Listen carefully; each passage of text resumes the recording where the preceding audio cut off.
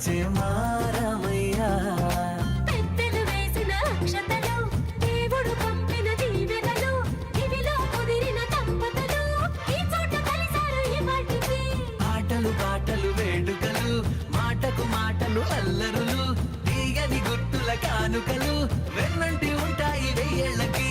రారండో వేడుక చూద్దాం, ఈ సీతమ్మని రామయ్యని ఒకటిగా చేసేద్దాం, ఆడేద్దాం.